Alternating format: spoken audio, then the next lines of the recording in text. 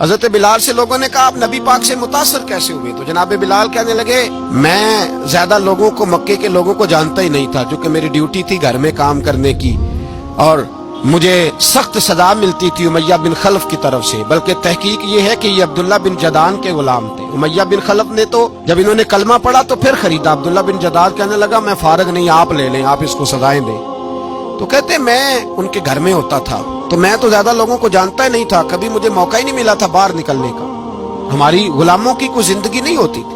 حضرت بلال کہتے ہیں ایک دن مجھے بخار چڑھ گیا بڑا تیز، میں لوگوں کو جانتا نہیں تھا، فرماتے مجھے تیز بخار چڑھ گیا تو ٹھنڈ بڑی سخت تھی، میرے مالک نے مجھے کئی کلو جوں دیے پیسنے کو چکی پہ، کہتے میں بیمار تھا تو میں نے کچھ دوائی لی جو اس وقت موجود ہوتی تھی، میں نے اوپر لحاف لیا، دودھ پیا تو مجھے نیند آ گئی، جب میں سویا تو میرا مالک آ گیا، اس نے آ کر کے مجھے سوئے ہوئے دیکھا تو کھینچ کر کمبل اتارا، رضائی اتاری، لحاف اتارا، کہنے لگا اب تیری سزا یہ ہے کہ تو کھلے میدان میں بیٹھے گا، وہاں چکی پیسے گا، اور دوسری سزا یہ ہے کہ تجھے قمیض پہننے کی بھی اجازت نہیں۔ حضرت بلال کہتے ہیں تیز بخار، ٹھنڈ کا عالم، اور جب میں چکی پیس رہا تھا تو رو رہا تھا۔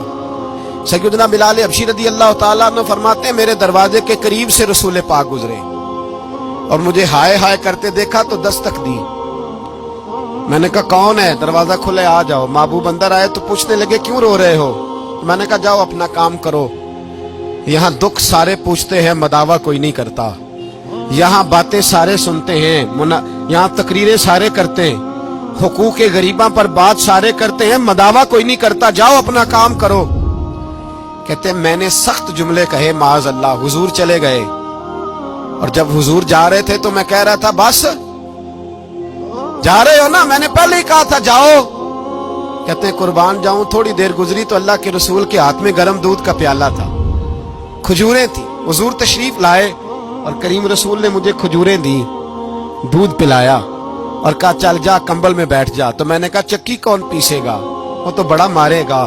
کہتے ہیں لوگو اس نبی کا میلاد اور معراج بھول نہ جانا، اس رسول پاک کی محبتوں میں کمی نہ آنے دینا، اس محبوب کا نعرہ ساری دنیا میں لگا دینا۔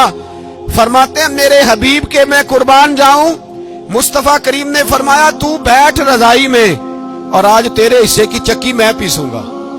کہتے ہیں ساری رات حضور چکی پیستے رہے، ساری رات۔ سویرے میں اٹھا اور میرے حبیب پاک نے مجھے وہ سارا کچھ دیا اور خود چلے گئے۔ اگلی رات پھر آئی تو حضور پھر آ گئے، مجھے پھر رضائی میں لٹایا، دودھ پلایا اور ساری رات چکی پیسی۔